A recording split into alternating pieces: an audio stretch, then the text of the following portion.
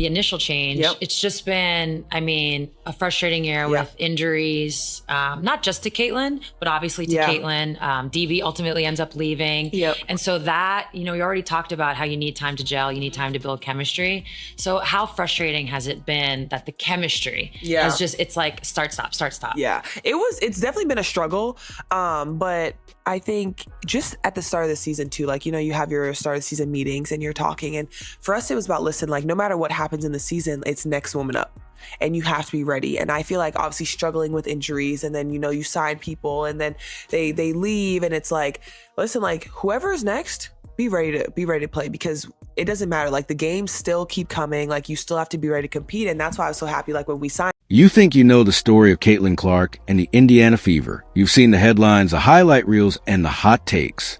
But what you haven't heard is the raw, unfiltered truth from inside the locker room. The truth about the crushing pressure, the frustrating stops and starts, and what it's really like to have the entire world watching your every mistake.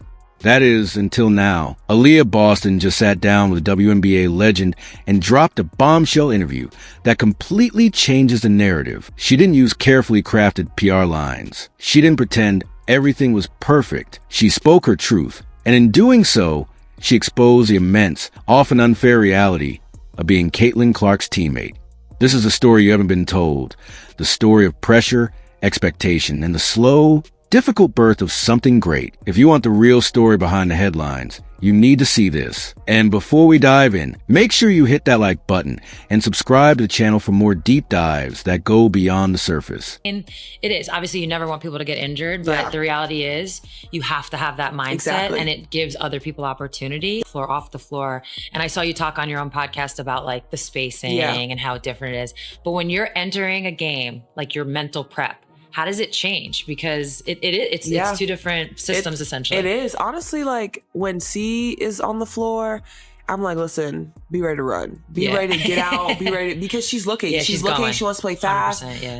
Super early in the offense. And like we do that too as well here. But I think sometimes too now without her, like we can get into like a little more half court execution, make the defenses work a little bit harder, first side, second side, third side. And then I think when you have like Kelsey, when Kelsey's playing in transition, get that ball up. The moment Caitlin Clark arrived in Indianapolis, the entire universe of the Indiana Fever shifted on its axis. Overnight, a team that was still finding its footing became the center of the basketball world. But here's the part that almost everyone on the outside gets wrong. The pressure didn't just land on Caitlin Clark's shoulders. It cascaded over the entire roster, and no one felt it more than Aaliyah Boston.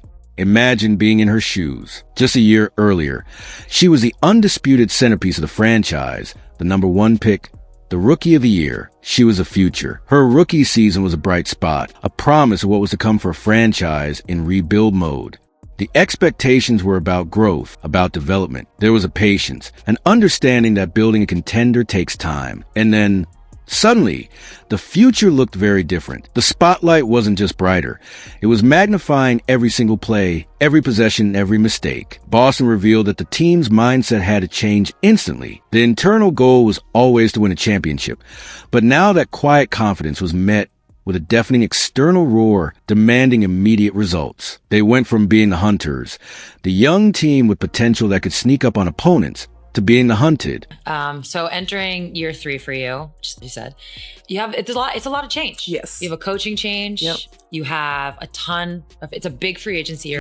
And really overnight, what that big free agency year was, or big change was expectation. Yes. So you guys went from like this up and coming where it's like you're getting to know each other to now it's like, oh, they could win the whole thing. Yeah. So what was the experience of essentially becoming like, instead of being the hunter, you're now the hunted? Yeah, it's crazy, but I feel like it was definitely expected. Like, I think #1, like just last year, everyone, like when they see our name on the schedule, even though the year before we didn't win, like we won 13 games or whatever it was. And it was like, okay, well, but then you added in Caitlin, right? And everybody's like, oh, like they're going to be this, and this. And now everybody's like, oh, you know what? We're going to prove you wrong. Like, Every single team they face now circles the Fever on their schedule, not just to see a rising team, but to make a statement, to prove that the hype is just that, hype. Boston said it felt like every opponent was thinking, hell no, we're going to prove you wrong. That's a psychological weight that's almost impossible to prepare for a target on your back that you didn't ask for. It changes the energy of every game. What might have been a regular season matchup feels like a playoff atmosphere, because for the other team, beating the Fever is their playoff game. This constant state of heightened intensity is exhausting, and it's a facet of the Caitlin Clark effect that rarely gets discussed. It's not just about ticket sales and ratings. It's about the mental and physical toll of being the main event every single night, regardless of your team's record or chemistry level. And with that target comes an expectation of instant perfection. This is where the story gets really interesting and where Boston's honesty cuts deepest. We live in an era of instant gratification, where fans and analysts, fueled by social media, expect highlight reel chemistry from day one. They see the no-look passes and highlights and assume that level of connection should be the baseline, forgetting that for every successful spectacular play, there are dozens of failed attempts in practice. But basketball doesn't work like that. It's a language, and teammates need time to learn to speak it fluently together. He's like, yeah, like they got, for us, we always think like you have to approach every season with like, we're winning this whole season. So that was our mindset. And I think when you look at expectations, once again, expectations come from everyone outside. Cause like in our circle, we know exactly what we want to do. We also understand that it's a process. We understand that new faces, new coaches, like different style play for people joining us. It's like people need time to figure it out once again. But when you do figure it out, it's going to be scary. And I feel like that's what it was for us. And that was our approach. And we're still like, listen, we are coming here to win this thing. Like that's what it is. And that's not going to change no matter what. Aaliyah Boston laid out a stunningly simple fact that the outside world seemed to completely ignore. She and Caitlin Clark had never, ever played a single game of basketball together before this season. They were complete strangers on the court. There was no history, no built-up timing, no innate understanding of each other's tendencies. Think about the nuances, the exact speed at which Clark prefers to throw an entry pass into the post, the angle at which Boston sets a screen, the microsecond she prefers to roll to the basket versus pop out for a jumper. These aren't things you can learn in a film session. They are felt out through repetition and game experience. Yet, the world expected them to operate like a well-oiled machine from the opening tip-off. Boston pointed out the cruel irony, stating that they simply weren't given a grace period. There was no room for error, no allowance for the natural growing pains that every team, without exception, goes through. We've seen this story before in sports, but with far more patience. When LeBron James took his talents to South Beach to form a super team, it took months of struggle, public criticism, and ultimate failure in the finals before they finally clicked and won championships. The narrative wasn't that they were failures, it was that they needed time.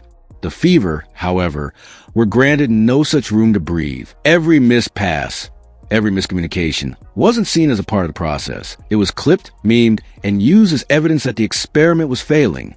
This lack of perspective ignores the entire history of team sports, where even the most talented collections of individuals need a significant runway before they can truly take flight. This constant scrutiny creates a toxic environment, and a lot of that poison flows directly through social media. When we signed Ari, I felt like that was like amazing for us because obviously we couldn't predict C being out for this long at least. And so it's like having someone in that runs the point well, can call her own number, I think honestly has been like our biggest blessing. Obviously now with Bibbs, like she's coming in, she's able to stretch the floor. It's like, I think no matter what, everything is for a reason, right? And that's kind of our focus is listen, like whatever happens, but whoever is here in our circle, listen, like we're here to hoop. Yeah. And that's how we're going to play. And so I feel like that's just been our approach. Like it hasn't been perfect. There's definitely been injuries here and there. Aaliyah Boston didn't shy away from this uncomfortable topic, which takes a tremendous amount of courage in an age where athletes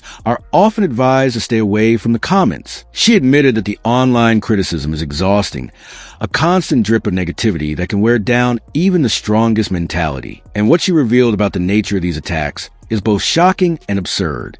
This is an all-star caliber player, a foundational piece for any franchise, and yet she revealed that people tweeted her calling her the worst big man I've ever seen. Let that sink in for a moment. The sheer ridiculousness of that statement is staggering when you consider her resume and her impact on the court when healthy. Boston confessed that she is already her own toughest critic. After a loss or a poor performance, she's the first one dissecting film, thinking about the rebound she could have grabbed, the shots she should have made. She puts more pressure on herself than any fan ever could. So, when anonymous accounts pile on with the most baseless, ignorant critiques, it doesn't serve as motivation. It's just noise. It's draining. It's a constant reminder that you're not just playing basketball anymore. You're performing in a circus where everyone has a ticket to throw tomatoes. This is the dark underbelly of the Caitlin Clark effect, the collateral damage that comes with the spotlight. She is moving, she's making the right read, and it's like, listen, and she's scoring the ball at a very high level. And so I think, it's a little bit both, like, once again, like when she's on the floor, like she's looking to get up, people can be like, listen, I don't need to outlet because I know once we rebound, we're getting it up. But I also think it, once again, it's like puts people on their toes because they're like, whoa, I need to find Kelsey in transition. I need to find Ari now. Like, we got to find Sophie and Lexi knocking down threes. Like, it's different, but I think everyone is once again finding their own rhythm, and that we've just... For every new, genuine fan that Clark brings to the game, there seems to be a troll waiting in the shadows, ready to attack her teammates at the first sign of struggle. These individuals often have little understanding of the sport's intricacies. They are simply there for the drama. For a professional athlete whose livelihood depends on focus and confidence, having to navigate this relentless digital static is an unfair, but now mandatory, part of the job description. But here's the turning point in this story. The part that proves Aaliyah Boston is not just a victim of circumstance, but a true professional evolving under fire. Amidst the chaos and the criticism, something remarkable started to happen. A silent language began to develop between her and Caitlin Clark, a nonverbal communication that separates good teams from great ones. Boston described this evolution with vivid detail. She explained that in the beginning, it was rough. Passes would fly where she wasn't expecting them. Plays would break down because the timing was a split second off. These moments were frustrating, but they were also necessary. Each misstep was a data point, a lesson in how the other player thinks and moves. But as the season progressed, she started to learn Clark's rhythm. She began to read the subtle cues that others would miss. She no longer needed Clark to shout a play or call for the ball. Boston revealed that she now watches Clark's eyes, the positioning of her feet, the slight turn of her head. And in those moments, she knows exactly where to move. She knows the pass has come before it even leaves Clark's hands. This is the culmination of countless hours of practice and shared experience. It's the basketball equivalent of a musician knowing where the band is going without needing to read the sheet music. This is how real chemistry is built, not through magic, but through hundreds of repetitions and shared experience. Yeah, what is it about them that they're doing that? It's just the best sports. Like, I don't know any other way to put it, but when it comes to us, when it comes to the Pacers, when it comes to sports in general, they show up and they're loud. Yeah, no, being there definitely was just like a palpable vibe. Yeah. So like the whole city. I love that the city's kind of on the smaller side. So everything was... Boston was full of praise for Clark's passing, calling her a phenomenal passer who wants to play fast and push the tempo. This isn't a story of resentment. It's a story of adaptation. The very pressure that sought to break them is instead forging a stronger connection, one based on a quiet, earned understanding that doesn't need to be spoken. This evolving synergy is a key to unlocking the Fever's full potential. When Boston set the screen, she now has a sixth sense for whether Clark will use it to drive, pull up, or whip a pass to the weak side. This forces defenses into impossible choices, and it's a weapon that simply didn't exist for this team at the beginning of the season. The growth is tangible, and it's happening in real time, even if the outside world is sometimes too focused on the final score to notice the subtle signs of progress. To truly understand why Aaliyah Boston can handle this kind of pressure, you have to look at where she came from. Her journey to the WNBA wasn't a paved path. It was a grind, a testament to a level of perseverance that most people can barely comprehend. Growing up in St. Thomas in the U.S. Virgin Islands, the world of elite, structured American basketball might as well have been on a different planet. She didn't have access to the pristine, air-conditioned gyms and the highly competitive, year-round travel circuits that so many top prospects in the States take for granted. Her court was outdoors, under the relentless Caribbean sun, the concrete baking and the air thick with humidity. The baskets weren't always perfect. The lines might have been faded. This wasn't sanitized, controlled environment. It was raw, authentic, and demanding. She competed in co-ed leagues where she was often the only girl, not just playing, but fighting to prove she belonged every single time she stepped on the court. Imagine the mentality that forges. It's not just about winning a game. It's about earning respect in an environment where you are automatically underestimated. Every rebound she ripped away from a bigger, stronger boy, every basket she scored over a skeptical defender was a statement. That upbringing didn't just teach her how to play basketball. It installed a deep-seated operating system of toughness, a resilience that you can't teach in any clinic. It's a fire that's lit by necessity. This background is the master key to understanding everything about her professional demeanor. The same fire that drove her dominate at the University of South Carolina to become the consensus National Player of the Year and the #1 overall pick is the exact same fire that now allows her to metabolize the nonsense from trolls online. When you fought for every opportunity, when your entire career is built on overcoming logistical obstacles and societal expectations, some anonymous keyboard warrior calling you names loses its power. That chip on her shoulder isn't temporary. It's permanent, etched into her DNA. It's the core of her identity as a competitor. This foundational strength is what allows her to approach the Caitlin Clark phenomenon with such a clear-eyed and mature perspective. She doesn't view it through a lens of jealousy or resentment. Instead, she sees the bigger picture with a clarity that often escapes the public discourse. She can acknowledge the double-edged sword, the intense, often unfair scrutiny, while simultaneously recognizing the immense, game-changing value that Clark's presence brings. Think about it this way. For years, players in the WNBA have been advocating for more visibility, for more investment, for more eyes on their incredible product. They've known they were putting on a show worthy of a much larger stage.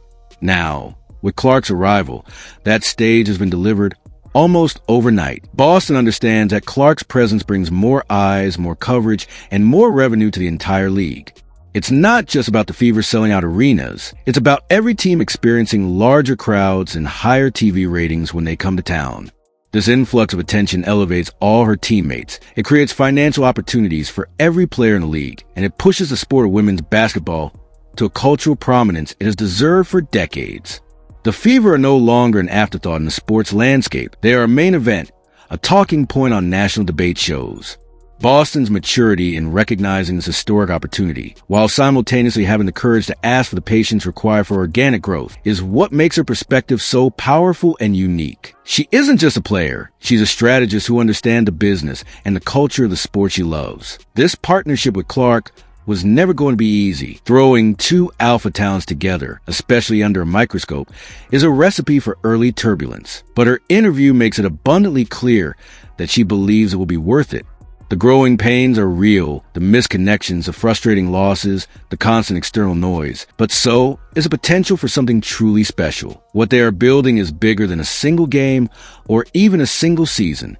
They are at the forefront of a seismic shift in women's sports. The pressure she feels isn't just about winning basketball games. It's about helping to steer this moment in history, to ensure that this surge in popularity translates into lasting, sustainable growth for the league she calls home. It's about proving that the product on the court is so compelling that these new fans stay for the long haul. That's a weight that would crush many people. But for someone like Aaliyah Boston, it's just another challenge to be met. It's the same challenge she faced on those sun-drenched courts in St. Thomas. To prove that she belongs, that her team belongs, and that this league belongs at the absolute pinnacle of professional sports. The journey forged resilience, and now that resilience is being called upon to help forge a new future for the WNBA itself. The narrative around Caitlin Clark and the Indiana Fever is often simplistic, reduced to hot takes and viral moments that barely scratch the surface. But Aaliyah Boston's powerful interview forces us to look deeper, to push past the noise and understand profound human story unfolding underneath. It's a story about the human side of sports, a reminder that these are not just characters in a highlight reel,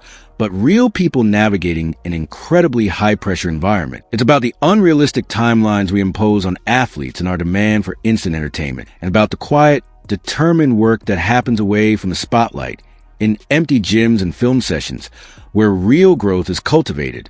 It's a crucial reminder that building a legitimate contender is a process, often a messy and non-linear one, filled with frustrating setbacks and hard-earned breakthroughs. Boston didn't just speak for herself in that conversation with Sue Bird. She became a voice for every athlete who has ever been expected to be perfect from day one, for every player who has needed time to gel but was granted only impatience. Her honesty wasn't complaint or an excuse. It was a courageous statement of fact and a powerful declaration of resilience. It was drawing the line in the sand, saying, "We are here, we are working, and your narrative will not define our journey." This entire saga is a microcosm of a larger conversation we need to have about how we consume sports in the digital age. Are we fans of the actual game, with all its complexities and development arcs, or are we just consumers of drama and instant results? Boston's perspective challenges us to be better, to appreciate the process as much as the outcome. The chemistry is coming. It's building in those silent glances, and unspoken understandings between her and Clark. The wins are building, not just in the win column, but in the fortitude of a team learning to thrive under a unique kind of pressure. This team is being forged in the hottest of fires, and the metal that emerges will be stronger for it. The Indiana Fever season is more than a sports story. It's a lesson in patience, partnership, and the true meaning of building something lasting. So we have to ask ourselves, will we be the kind of audience that only cheers for the finished product, or will we appreciate the compelling, gritty, and ultimately more rewarding story of the build? If you enjoyed this deep dive into the real story behind the headlines, if you appreciate content that goes beyond the box score to uncover the real stakes and the human emotions driving the games we love, then do us a huge favor. Hit that like button if you found this revealing, because it truly helps us grow. Subscribe to the channel for more content you won't find anywhere else, as we're committed to telling the untold stories of sports. And most importantly, let us know in the comments what you think. Is the intense, immediate pressure on the Fever fundamentally unfair?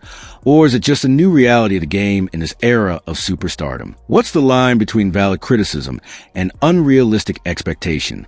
We read every single one. Thanks for watching.